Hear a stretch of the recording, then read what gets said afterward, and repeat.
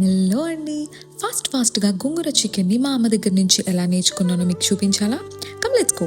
ఇప్పుడు ఒక ప్యాన్‌లో ఒక 10 పచ్చిమిరపకాయలు వేసుకోవాలి. కొంచెం వేయించండి. తర్వాత ఒక కట్ట గోంగూర తీసుకున్నాను. దాన్ని మంచిగా వాష్ చేసుకొని ఇట్లా వేసేసా. అది ఎంతో అవుతదనుకుంటే ఒక 10 మినిట్స్ వేయించిన తర్వాత ఇంతే అయిందండి.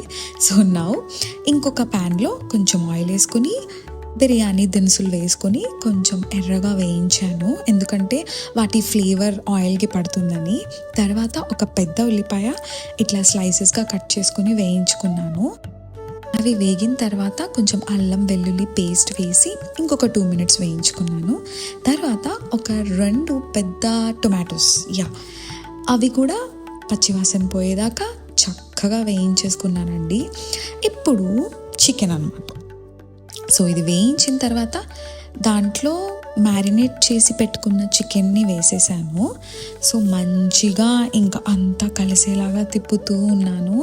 ఆ వాటర్ అంతా పోయి మంచిగా కుక్ అయ్యేదాకా ఒక 10 మినిట్స్ పెట్టేశాను. అంతే, మన చికెన్ అయితే కుక్ అయిపోయింది, రెడీగా ఉంది. ఇప్పుడు మన మెయిన్ ఇంగ్రీడియంట్ గోంగూర. సో ముందుగా వేయించి పెట్టుకున్న గోంగూర చల్లారిన తర్వాత మిక్సీలో వేసేసి మెత్తగా గ్రైండ్ చేసేసుకున్నాను. సో ఆ పేస్ట్ని మన చికెన్ ముందుగా కుక్ చేసుకున్న చికెన్లో వేసేసుకొని కొంచెం వాటర్ పోసేసి తిప్పేసుకొని 10 మినిట్స్లో మన గోంగూర చికెన్ రెడీ. సో దానికి తోడుగా నేను బగారా రైస్ చేసుకున్నాను.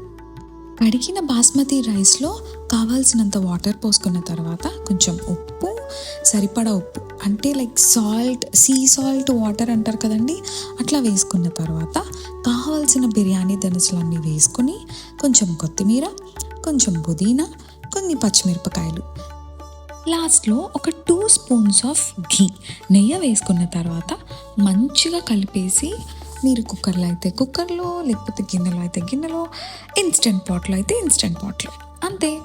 సో బగారా రైస్ కూడా రెడీ అయిపోయింది. ఇది అయిపోయాక చాలా ఐటమ్స్తో నేను ఫుడ్ని చాలా బాగా ఎంజాయ్ చేశాను. గోంగూర చికెన్ అయితే చాలా బాగా వచ్చింది. సో ఇలాంటి వీడియోస్ మీకోసం ఇంకా రావాలి అంటే నా ఛానల్ని సబ్స్క్రైబ్ చేసుకోండి. Thank you.